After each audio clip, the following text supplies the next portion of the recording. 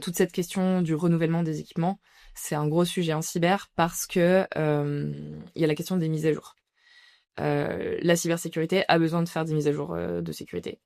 Et à partir du moment où l'appareil ne peut plus supporter cette mise à jour-là, on est obligé de le changer. Donc ça, c'est un combat un peu plus large qu'il faut mener avec les constructeurs. Mais en fait, nous, ce qu'on encourage, c'est de pousser un maximum l'utilisation des appareils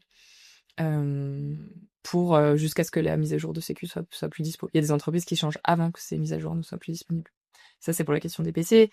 Sur la question des smartphones, il y a la question du Bring Your Own Device, qui se pose aussi sur les PC, mais pas du coup du point de vue de la cyber, parce que c'est trop dangereux, entre guillemets, qu'un collaborateur travaille sur son PC personnel. Mais voilà, il y a plein d'options possibles qui sont à explorer.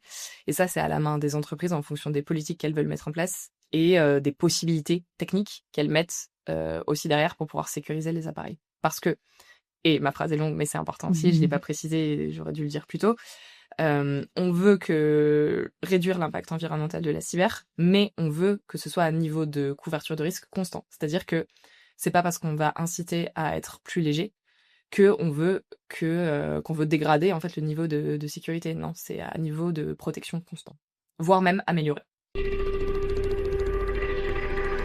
La matrice a bugué.